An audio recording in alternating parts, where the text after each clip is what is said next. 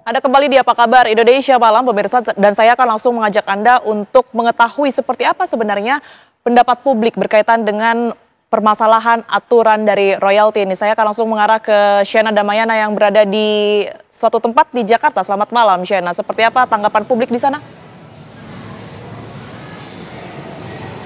Ya, selamat malam pemirsa. Memang bukan hanya One Piece yang viral, tapi juga perihal dengan royalti dari sebuah kafe yang ini dikenakan 120.000 per kursi per tahun untuk mereka yang menyanyikan atau memutar lagu-lagu dari yang sudah ada. Dan kita langsung akan menanyakan kepada Mas Debi. Mas, gimana tanggapannya perihal dengan kafe yang harus bayar royalti ini sekarang?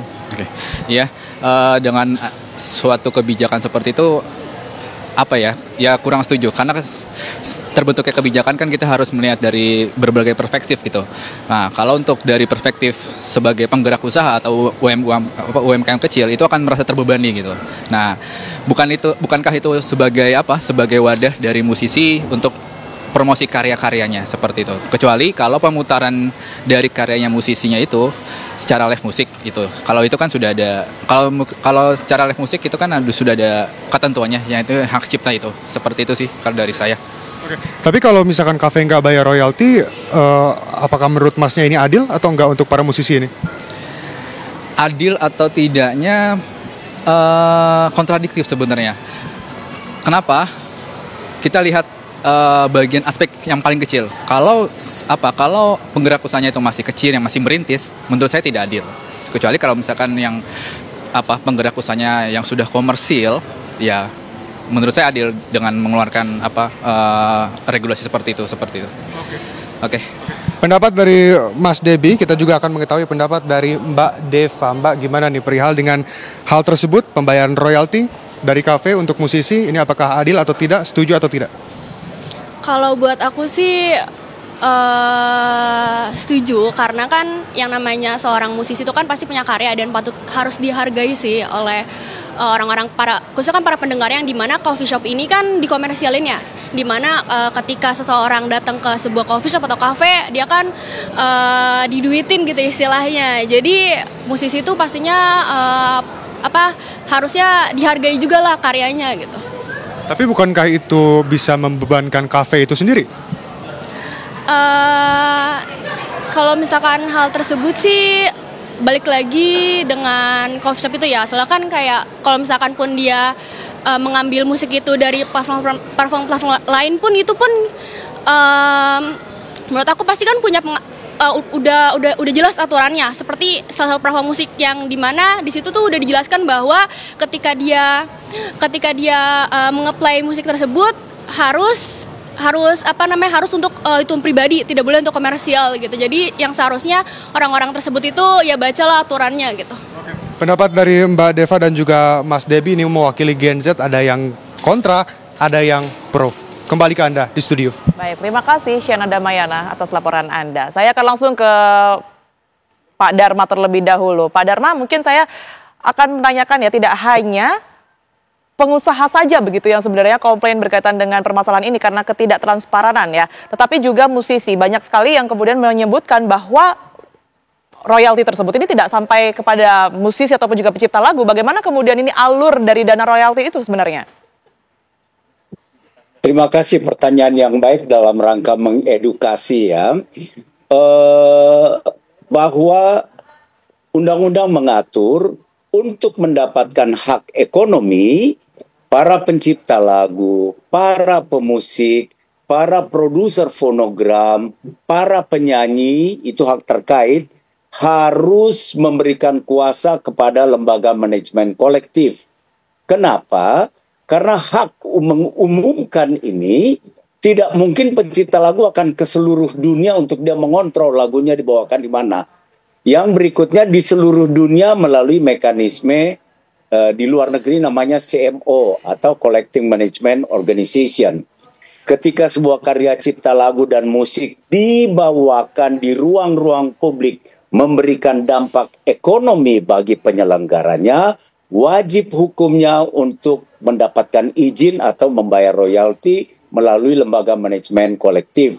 Itu termuat dalam undang-undang dan regulasi peraturan pemerintah nomor 56 maupun peraturan Menteri Hukum dan HAM yang mengatur tentang besaran tarif. Nah, sekarang bagaimana mengenai musisi atau pencipta lagu? Mereka mendapatkannya itu hanya bisa melalui collecting management organization. Coba bayangkan kalau masing-masing membuat harganya sendiri, tarif sendiri, membuat invoice sendiri, kan bisa kacau, chaos. Baik, Pak Dharma, kalau untuk UMKM sendiri seperti apa, Pak?